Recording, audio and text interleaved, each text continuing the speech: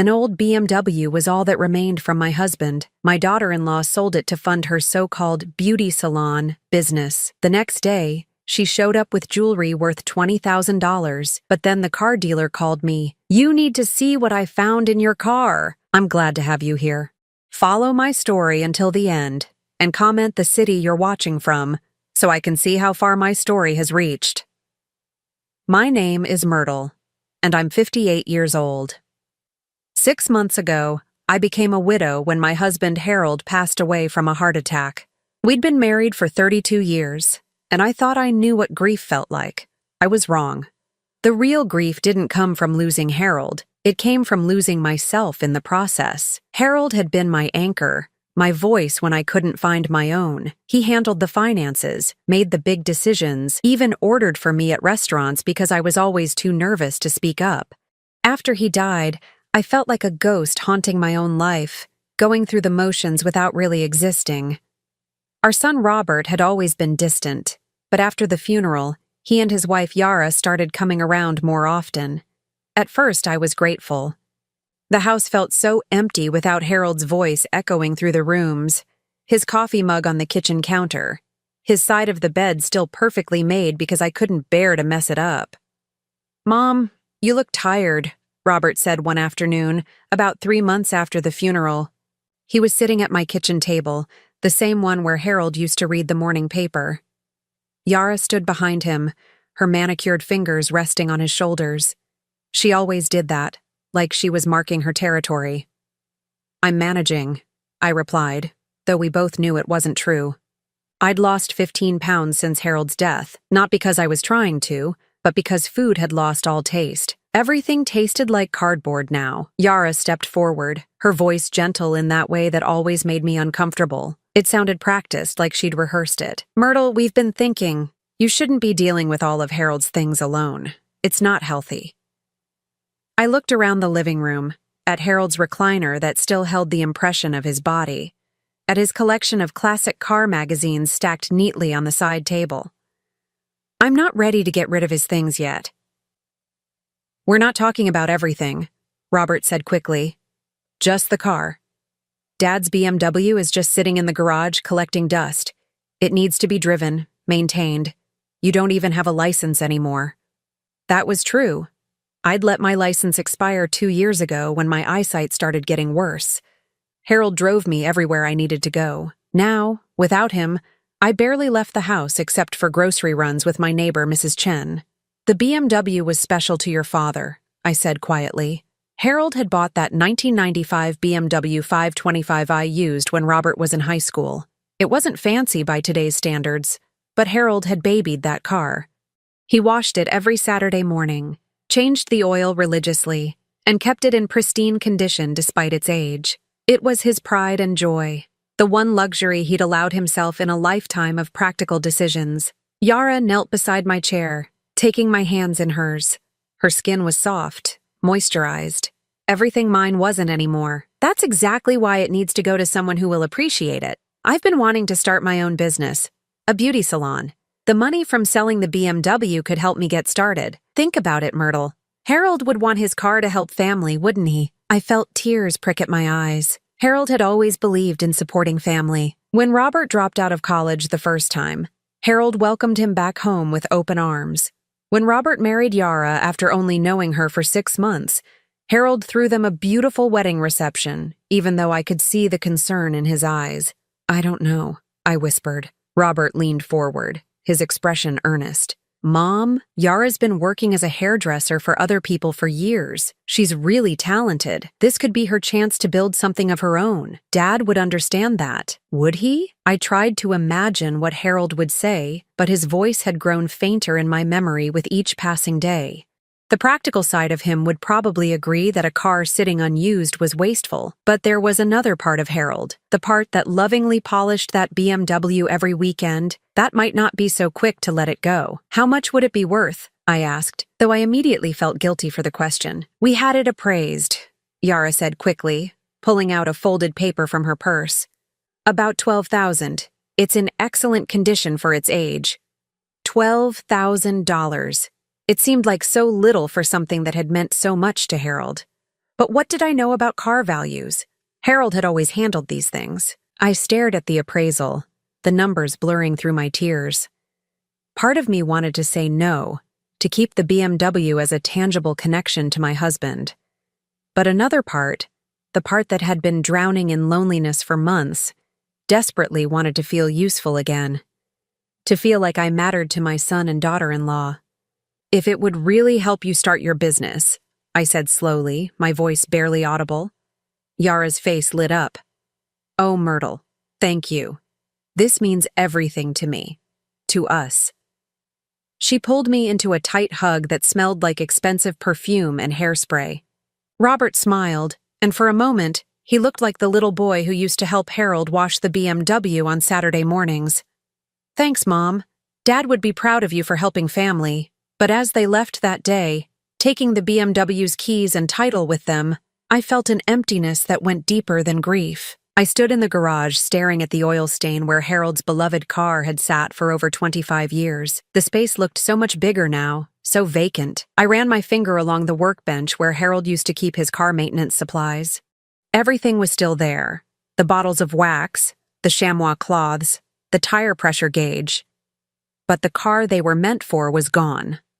That night, I lay in bed listening to the silence where Harold's breathing used to be. And I couldn't shake the feeling that I'd just given away more than a car. I'd given away the last piece of the man who'd loved me unconditionally for 32 years. And for what? The hope that my son might visit more often? The possibility that Yara might finally see me as family instead of an obligation? I pulled Harold's pillow against my chest and breathed in the faint scent of his cologne that still lingered in the fabric. "I'm sorry, Harold," I whispered into the darkness. "I hope I did the right thing." But deep in my heart, I already knew I hadn't. 3 weeks after giving up Harold's BMW, I was sitting in my living room when Yara walked through my front door like she owned the place. But it wasn't her confidence that made me do a double take. It was what she was wearing. Gold earrings caught the afternoon sunlight streaming through my windows. They were substantial, expensive-looking hoops that swayed as she moved. Around her neck, a delicate gold chain held what appeared to be a real diamond pendant. Her wrist sparkled with a tennis bracelet that looked like it belonged in a jewelry store display case, not on the arm of someone who'd just used my dead husband's car money to start a business. "Myrtle, how are you holding up?" she asked, settling onto my couch without invitation. The bracelet caught the light again as she tucked a strand of her perfectly styled hair behind one of those expensive earrings. "I'm fine," I lied, though my eyes kept drifting to her jewelry. "How's the salon coming along?" Yara's smile was radiant. "Oh, it's going amazingly well. Better than I ever expected. I've been so busy I barely have time to breathe." "That's wonderful," I said, but something cold settled in my stomach. "Where is the salon located?" "Downtown on 5th Street. You should come by sometime once I get everything fully set up." I nodded, though I had no idea where on 5th Street she meant. "And business is already good?" "Incredible. Word of mouth, you know. I've always had a talent for making women feel beautiful." She held up her hands, examining her own perfectly manicured nails. "Speaking of which, I should get these redone. I've been so busy I've been neglecting myself." I stared at those manicured nails, at the jewelry that probably cost more than I spent on groceries in 6 months, and tried to make sense of it. How does someone afford $20,000 worth of jewelry from a beauty salon that's been open for 3 weeks? "Those are beautiful earrings," I said carefully. Yara touched them unconsciously, her smile widening. "Robert bought them for me. He said I deserved something special for working so hard on the business. Isn't he sweet?" "Very sweet," I agreed, though my voice sounded hollow even to myself. Robert had never been the type to buy expensive jewelry. For their anniversary last year, he'd gotten Yara a gift card to her favorite restaurant. Where was he suddenly getting money for diamond earrings? "And this," she said, touching the pendant at her throat, "was a gift from one of my first clients. She was so happy with her hair that she insisted I take this as payment. Can you believe it? People are just so generous." A client paid for a haircut with a diamond necklace? I wasn't worldly, but even I knew that sounded unlikely. But I nodded anyway, not trusting myself to speak. Robert appeared in my doorway, car keys jingling in his hand. Ready to go, babe? Hey, Mom. Hi, sweetheart, I said, studying my son's face.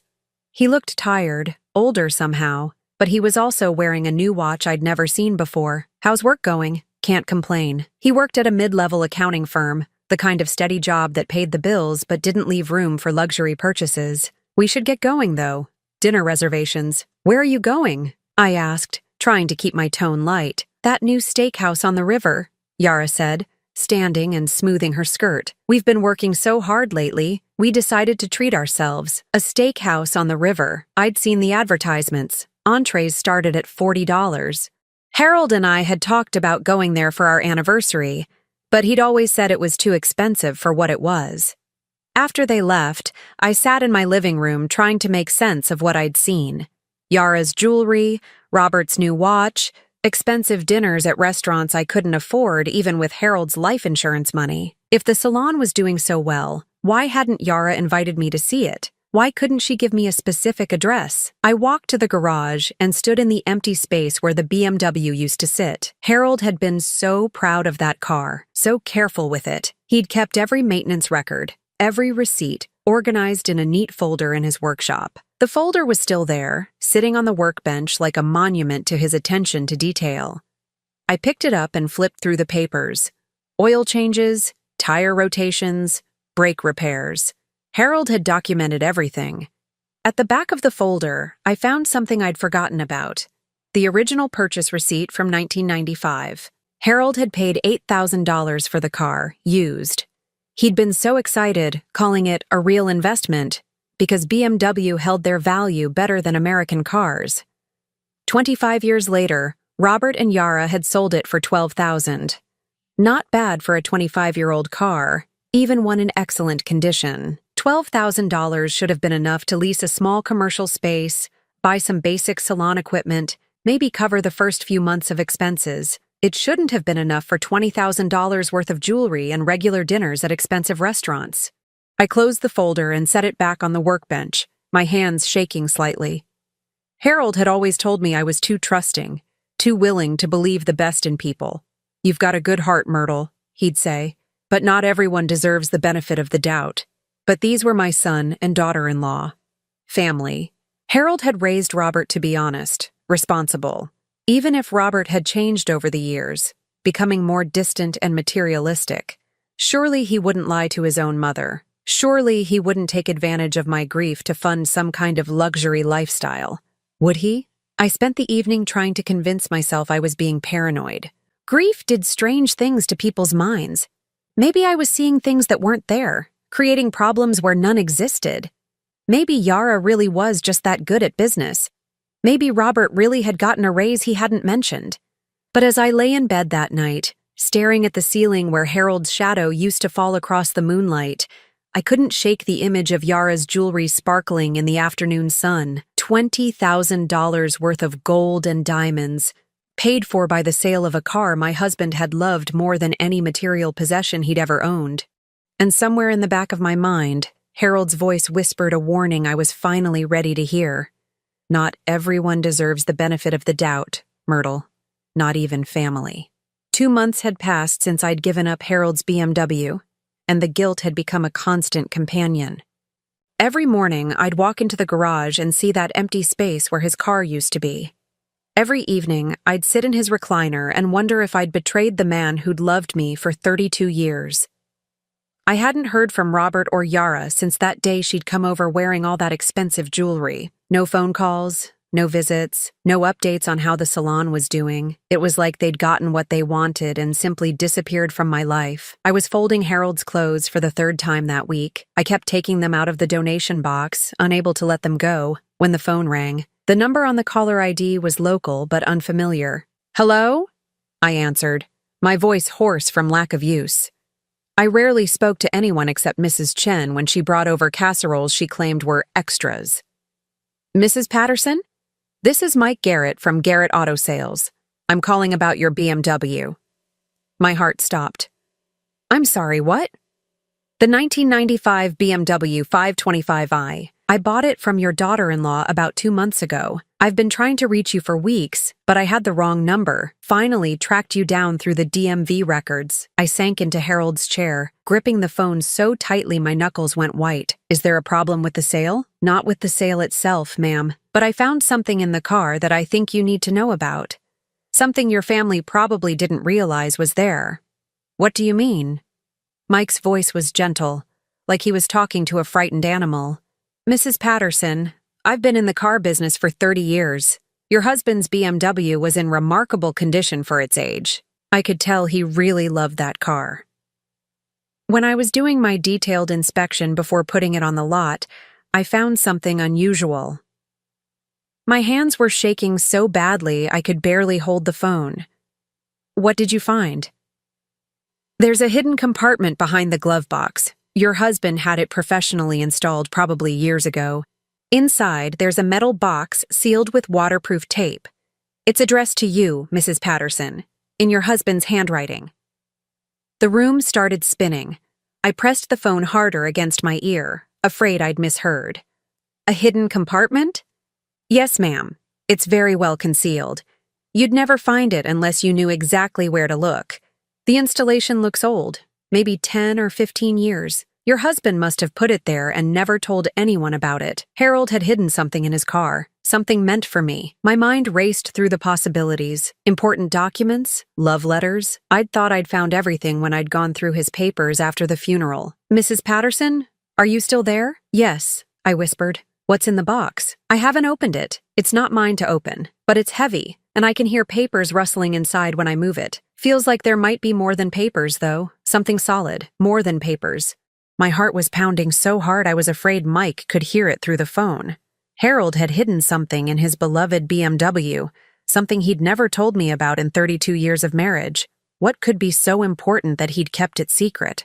Mrs. Patterson, I think you need to come down here and get this. Today, if possible. I don't feel right holding on to it any longer. I don't drive, I said automatically. I don't have a car anymore. I understand. Where do you live? I could bring it to you. This seems important. I gave him my address, and he promised to be there within the hour. After I hung up, I sat in Harold's chair staring at the phone, my mind reeling. What had my husband hidden from me, and why? The doorbell rang exactly 58 minutes later. Through the peephole, I could see a middle-aged man in coveralls holding a metal box about the size of a shoebox. Mrs. Patterson? Mike Garrett. I opened the door with trembling hands. Mike was exactly what I'd pictured. Weathered face, kind eyes, the look of a man who'd spent his life working with his hands. I'm sorry for your loss, ma'am, he said, holding out the box. Your husband clearly loved that car. I've never seen one maintained so well. The box was heavier than I'd expected, and cold to the touch. My name was written across the top in Harold's careful script, for Myrtle, to be opened only after my death. How did you find this? I asked, inviting Mike inside. Like I said, I do a thorough inspection of every car I buy. I was checking the electrical systems when I noticed the glove box was deeper on the outside than the inside. When I measured it, there was about 6 inches of space unaccounted for. That's when I found the release mechanism. He pulled out his phone and showed me a picture of the BMW's interior. See this little button here, underneath the glove box? It's painted to match the plastic, almost invisible. When you press it and pull on this panel at the same time, the hidden compartment opens. I stared at the photo, amazed. Harold had been handy, but I'd never known he was capable of something this elaborate. How long would something like this take to install? If you knew what you were doing, a full day, maybe 2? But the concealment work, making it look factory original, that's professional level. Your husband either had serious skills or he paid someone good money to do this right. After Mike left, I sat at my kitchen table staring at the box. The tape sealing it was old and yellowed, but still strong. Harold's handwriting looked exactly like it had on all his careful maintenance records, his shopping lists, his birthday cards, to be opened only after my death. He'd known. Somehow, Harold had known he was going to die before me, and he'd prepared for it. But what could be so important that he'd hidden it away for years, waiting for this moment? My hand shook as I found Harold's old box cutter in his workshop. The blade sliced through the tape easily, and the lid of the metal box opened with a soft click.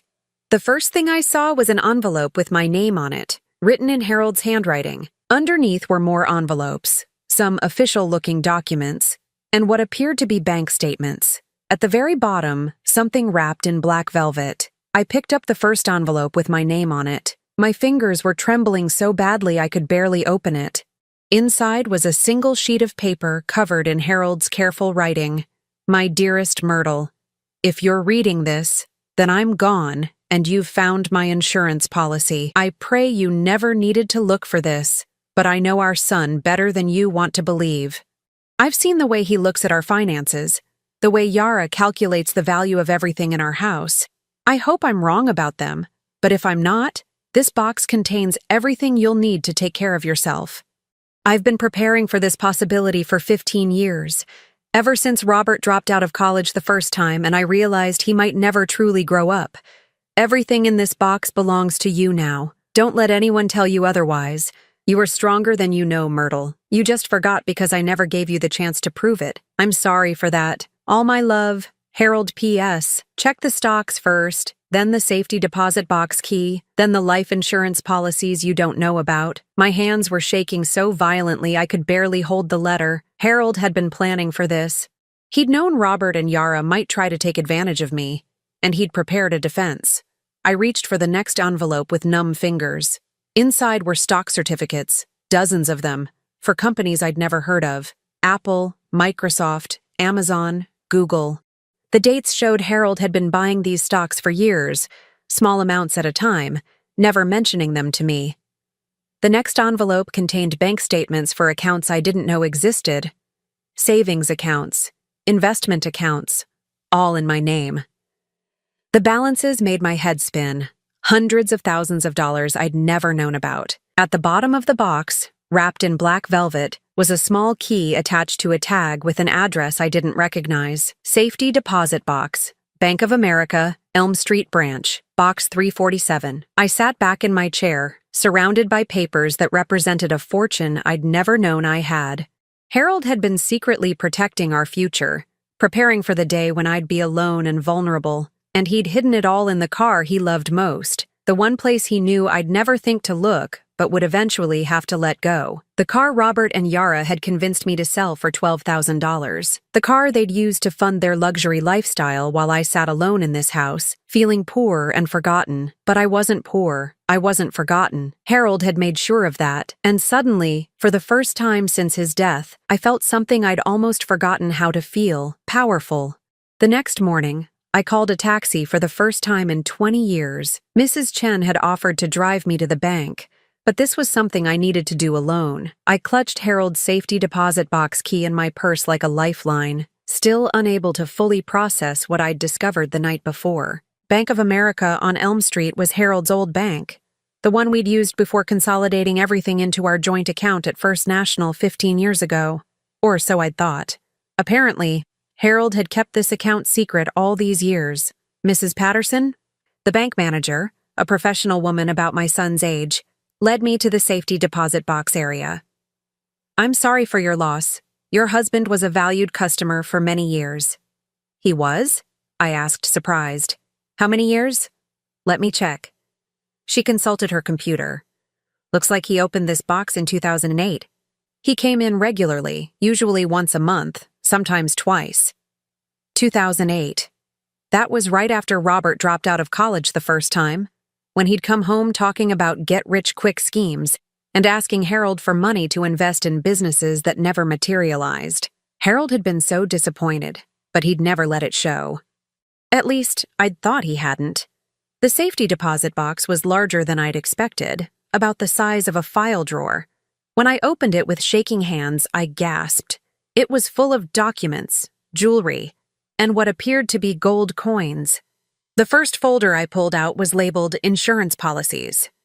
Inside were life insurance documents I'd never seen before, 3 different policies, each worth $500,000, all with me as the sole beneficiary. Harold's funeral expenses had been covered by what I'd thought was his only policy, a small one through his employer. I'd never known about these others. The next folder was labeled Investment Accounts. More stock certificates, more bank statements for accounts in my name that I'd never signed for. The numbers were staggering, over $800,000 in various investments, all carefully managed and growing steadily over the years. At the bottom of the box was a manila envelope marked, "For emergency use only." Inside were birth certificates, social security cards, a passport with my picture that I'd never applied for, and $20,000 in cash bound with rubber bands. But it was the final envelope that made me sink into the chair the bank had provided. It was thick, stuffed with papers and labeled, "Robert and Yara, evidence." With trembling fingers, I opened it. Inside were photocopies of credit reports, financial records, and what appeared to be court documents. Robert had debts I'd never known about. Credit cards maxed out, a defaulted car loan, thousands owed in back taxes. Yara had a bankruptcy on her record from before they married, and 2 previous marriages that had ended in messy financial disputes. There was also a letter from a private investigator dated just 6 months before Harold's death. "Mr. Patterson, as requested, I've completed my investigation into your son's financial activities. Robert owes approximately $87,000 in various debts, not including the tax liens. His wife Yara has a pattern of marrying men with assets and then pressuring them to liquidate those assets for her business ventures. Her first husband lost his house this way. Her second husband's classic car collection was sold to fund a boutique that never opened. I've also documented several conversations, recorded with their knowledge during family dinners, where they discuss your assets and express frustration that you haven't simplified your estate planning yet.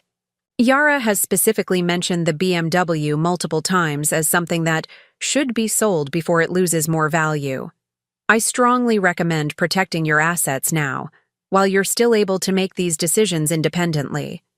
Your wife appears to be unaware of their financial situation or their intentions regarding your estate. Please call if you need any additional documentation. Sincerely, Detective Ray Morrison." I sat in that sterile bank room, surrounded by evidence of my husband's secret life, and felt the world tilt on its axis. Harold had known. He'd known exactly what Robert and Yara were planning, and he'd spent years preparing for it. The BMW hadn't been sold to fund Yara's salon. There was no salon. The $12,000 had gone straight to paying off their debts, and the expensive jewelry, the fancy dinners, the new watch, all of it was being financed by credit cards they had no intention of paying off. I thought about all the times Harold had seemed distracted in his final years, all the errands he'd run that he'd never fully explained. He hadn't been hiding an affair or a gambling problem. He'd been protecting me. The bank manager knocked softly on the door. "Mrs. Patterson, is everything all right?" "I need to make copies of everything," I said, my voice stronger than it had been in months. "All of it." "Of course, we have a copier you can use, or I can arrange for our staff to handle it for you." "I'll do it myself," I said firmly. Harold had trusted me with this information. I wasn't going to let anyone else handle it. It took 2 hours to copy everything. When I finished, I carefully placed all the originals back in the safety deposit box, but I took the copies with me. I also took half the cash, $10,000, and one of the life insurance policies. The taxi ride home gave me time to think. Harold had left me wealthy, not just comfortable, but genuinely wealthy. The life insurance policies alone were worth $1.5 million. The investments and savings accounts added another $800,000. The cash and gold coins probably totaled another $50,000. I was worth over $2 million, and I'd been living like a pauper, rationing my grocery money and feeling guilty about heating bills. But more than the money, Harold had given me something infinitely more valuable. The truth. I wasn't the naive, helpless widow I'd believed myself to be. I was a woman whose husband had loved her enough to spend 15 years of his life protecting her future. When I got home, I spread all the copied documents on my kitchen table and really looked at them for the first time. The stock purchases showed a pattern. Harold had been buying shares in solid companies every month for over a decade, never large amounts that I would have noticed missing from our household budget, but consistent investments that had grown substantially over time. The life insurance policies were all term life, bought when he was younger and cheaper to insure.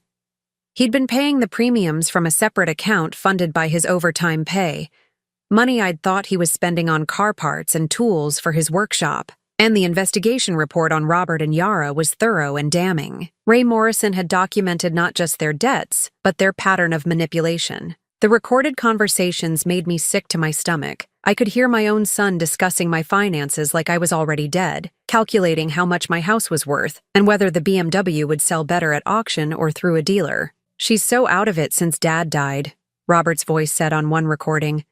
"I don't think she even knows what she has. We could probably get her to sign anything if we told her it was for her own good." Yara's laugh was cold and calculating. "The old woman trusts us completely. She'd give us everything if we asked the right way. We just need to be patient and make her feel like she needs us." I listened to my own voice on the recording, offering them dinner, asking about their day, treating them like the loving family I'd thought they were. The contrast between my warmth and their calculating coldness was heartbreaking, but it was also liberating. For months I'd been blaming myself for being a bad mother, wondering what I'd done wrong to make Robert so distant. Now I knew the truth. I hadn't failed as a mother. I'd simply raised a son who'd chosen greed over love. I picked up the phone and dialed the number on Ray Morrison's business card. It was time to start fighting back, and thanks to Harold's careful planning, I had all the ammunition I needed. Ray Morrison arrived at my house 3 days later, carrying a briefcase and wearing the kind of serious expression that meant business. He was a compact man in his 50s with graying hair and sharp eyes that seemed to take in everything at once.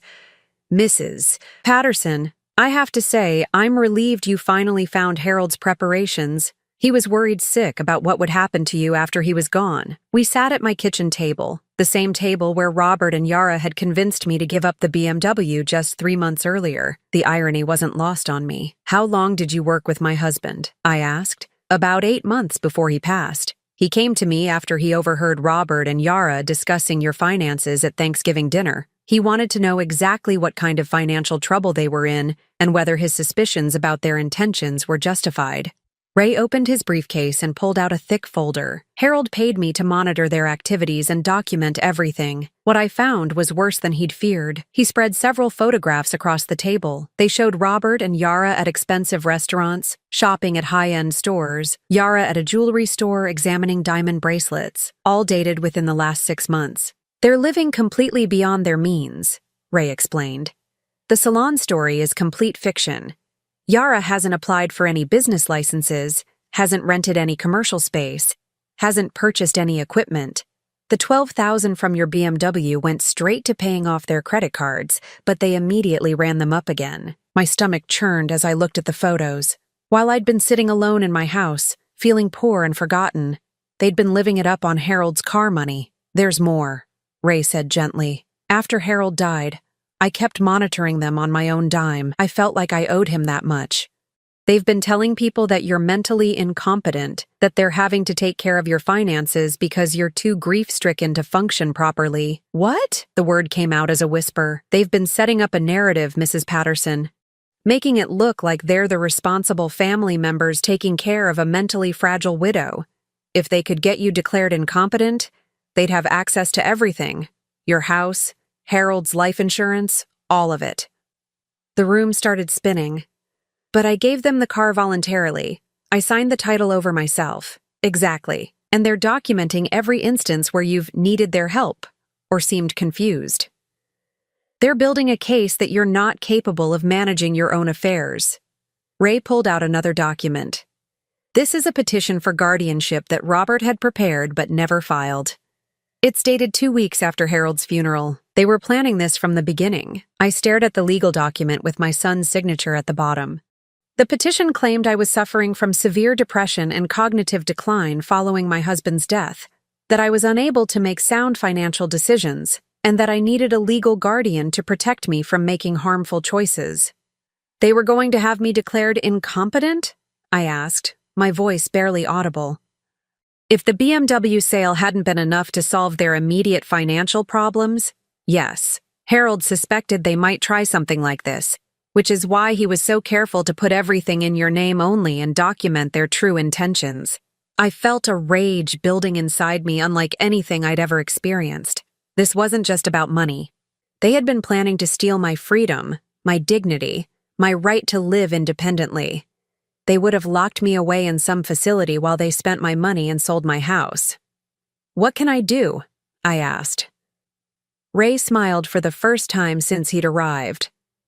Harold made sure you'd have options. First, you need to secure your assets immediately. Change all your passwords. Put alerts on all your accounts. Make sure they can't access anything. Second, we document their current financial situation and their lies about the salon. Third, we give them enough rope to hang themselves. What do you mean? We let them ask you for more money. Now that you know the truth, we record the conversation. Let them lie to you about why they need it. Let them manipulate you. Then we have evidence of their fraudulent behavior. The idea of facing Robert and Yara again, of pretending I didn't know what they'd done, made my hands shake. But Ray was right. If I was going to protect myself, I needed more than just Harold's investigation. I needed current evidence of their deception. I don't know if I can do it, I said honestly. I've never been good at confrontation. Harold always handled the difficult conversations. Ray's expression softened. Mrs. Patterson, you've survived 32 years of marriage, raised a child, and managed a household for decades. You're stronger than you think. Harold knew that, even if you don't. That evening, I called Robert for the first time since the day I'd given him the BMW keys. Mom, is everything okay?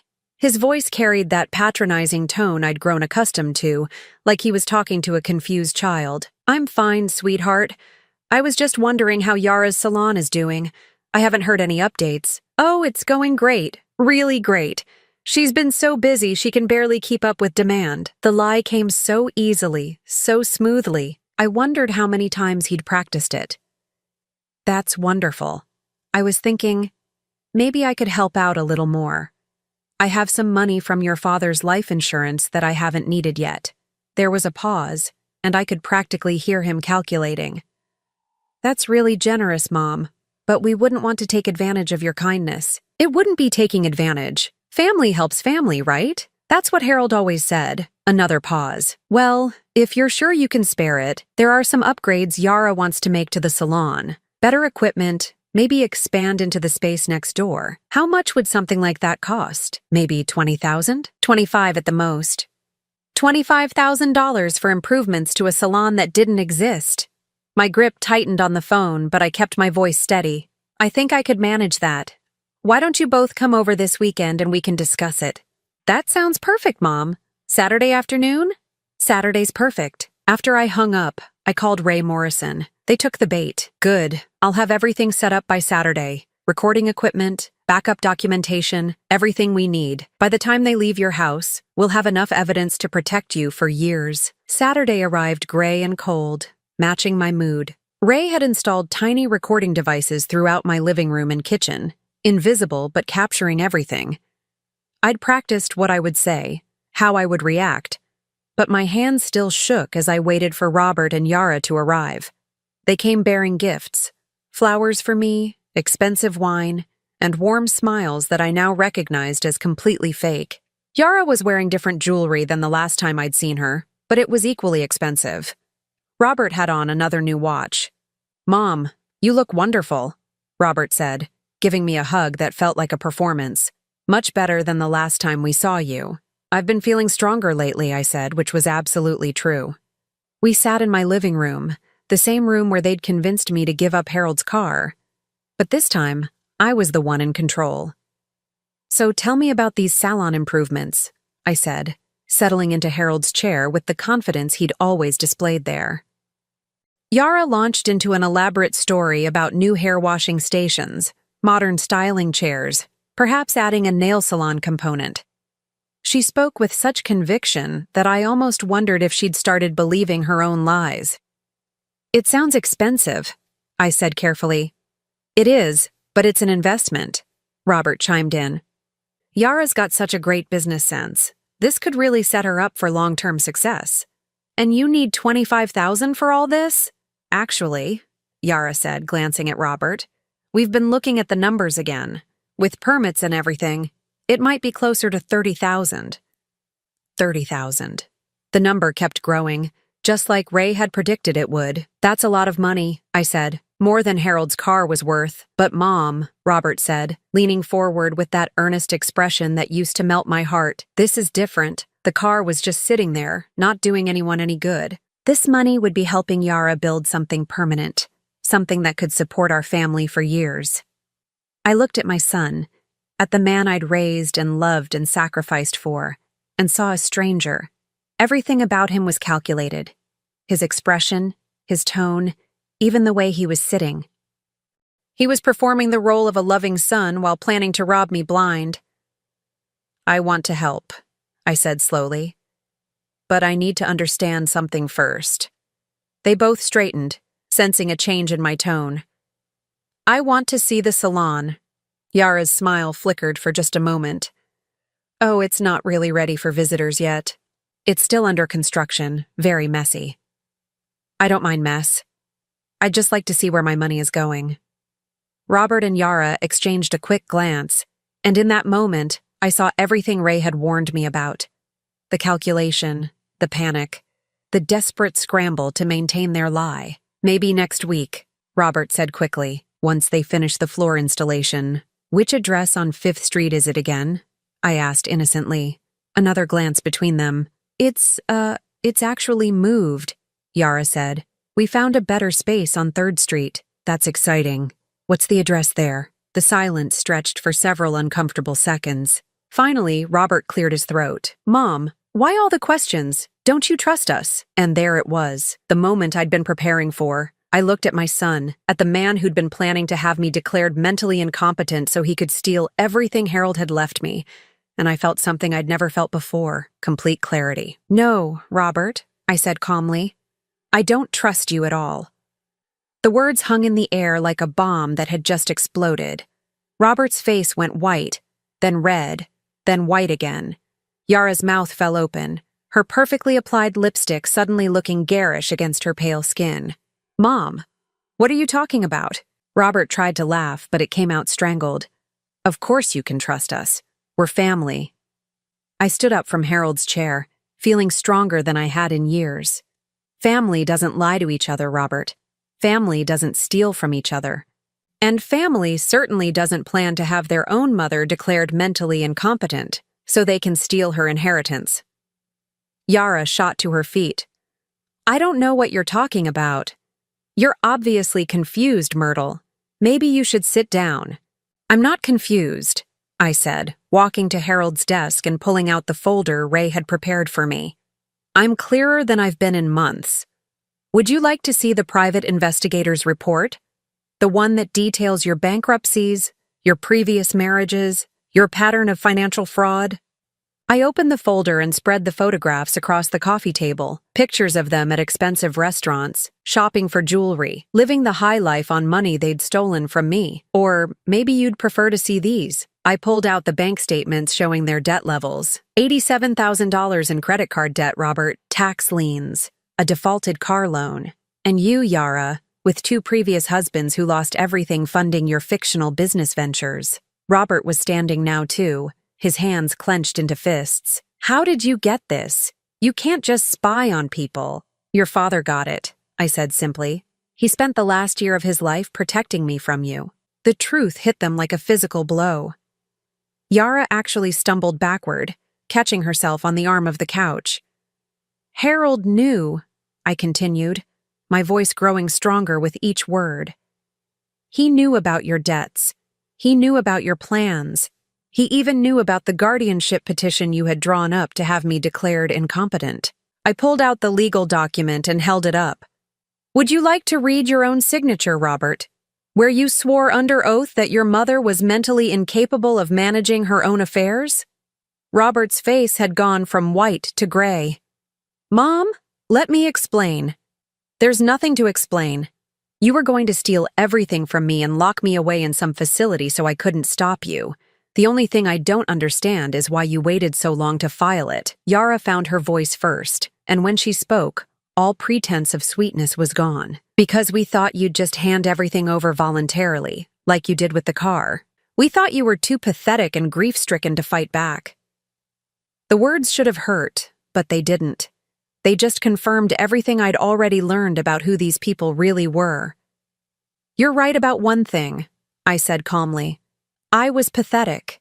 I was so desperate for family, so afraid of being alone, that I let you manipulate me, but I'm not that woman anymore. I walked to the front door and opened it. Get out of my house. Neither of them moved. Robert was staring at the photos and documents spread across my coffee table, probably calculating how much trouble he was in. Yara was looking around the room like she was cataloging everything she'd thought would be hers someday. I said, "Get out." "Mom, please," Robert said, his voice taking on a wheedling tone I'd never heard before. "We can work this out. We made some mistakes, but we're still family." "No," I said firmly. "Family doesn't plan to destroy each other. You made your choice when you decided I was worth more to you incompetent than competent. Now I'm making mine." Yara grabbed her purse, her face twisted with rage. "You think you're so smart, don't you? Well, enjoy your money, Myrtle. Enjoy sitting alone in this house with your dead husband's things, because that's all you'll ever have. I'd rather be alone than surrounded by people who see me as nothing but a bank account," I replied. She stormed past me, but Robert lingered in the doorway. For just a moment, I saw a flash of the little boy he used to be, the one who'd helped Harold wash the BMW on Saturday mornings. "I'm sorry, Mom," he said quietly. "I never wanted it to go this far." "But it did go this far, Robert. You were willing to have me locked away. There's no coming back from that." He nodded, his shoulders slumping, and followed Yara to their car. I watched them drive away, then closed the door and leaned against it, trembling not from fear but from relief. Ray Morrison emerged from Harold's workshop where he'd been monitoring the recording equipment. "You did beautifully, Mrs. Patterson. We got everything on tape." "What happens now?" "Now we make sure they can never hurt you again. We file restraining orders, we alert all your banks and investment companies about potential fraud attempts, and we make sure everyone knows you're of sound mind and acting independently." Over the next few weeks, I discovered what freedom really felt like. I hired a financial advisor to help me manage Harold's investments. I bought a new car, not a BMW, but a reliable Honda that I could drive myself after I renewed my license. I started taking art classes at the community center, something I'd always wanted to do but never had time for when I was taking care of everyone else. Most importantly, I started making real friends. Not people who wanted something from me, but women my own age who enjoyed my company for its own sake. Margaret from my art class, who made me laugh until my sides hurt. Susan from the library, who shared my love of mystery novels. Dorothy from the community center, who taught me to play bridge and didn't mind that I was terrible at it. 3 months after the confrontation, I got a call from Ray Morrison. "Robert and Yara are getting divorced," he told me. "Apparently, the financial stress was too much for their marriage. Without your money to cushion them, they turned on each other pretty quickly." I felt nothing. Not satisfaction, not sadness, just a kind of neutral acknowledgement that their story had reached its logical conclusion. "There's something else," Ray said. Robert tried to contest Harold's estate, claiming there were irregularities in how the assets were hidden from the family. His lawyer dropped the case when we presented all our evidence. Apparently, Robert couldn't afford to pay him anyway. A year later, I was sitting in Harold's chair, which I'd had reupholstered in a beautiful blue fabric that matched my new curtains, when the phone rang. The caller ID showed Robert's number. I stared at it for several rings, then let it go to voicemail. An hour later, I listened to the message. "Mom, it's Robert. I know you probably don't want to hear from me, but I wanted you to know that I understand now what I did to you, what we did. I'm in therapy, trying to figure out how I became the kind of person who would hurt his own mother. I don't expect you to forgive me, but I needed you to know that I'm sorry. Really sorry." His voice cracked at the end, and for a moment, I felt the old maternal instinct to comfort him, to tell him everything would be okay. But it wouldn't be okay. Some things couldn't be forgiven, and some relationships couldn't be repaired. Robert had been willing to destroy my life for money. He'd planned to have me locked away, to steal everything Harold had worked for, to leave me helpless and alone. I deleted the message without calling him back. That evening, I sat on my back porch, which I'd had screened in and furnished with comfortable chairs, and watched the sunset paint the sky in shades of pink and gold. My neighbor, Mrs. Chen, waved from her garden, and I waved back. Margaret would be picking me up in an hour for our weekly dinner at the new Italian restaurant downtown. I thought about Harold and how proud he would be to see me now, not the frightened, dependent woman I'd been after his death, but the strong, independent woman he'd always believed I could be. He'd given me more than money. He'd given me the chance to discover who I was when I wasn't defined by taking care of other people. My phone buzzed with a text from Dorothy. "Bridge game tomorrow at Susan's house. She's making those chocolate chip cookies you love. Can you bring the wine?" I smiled as I typed back, "Of course. See you at 2." This was my life now. Simple, quiet, filled with people who cared about me without wanting anything in return. I had more money than I could spend in 2 lifetimes.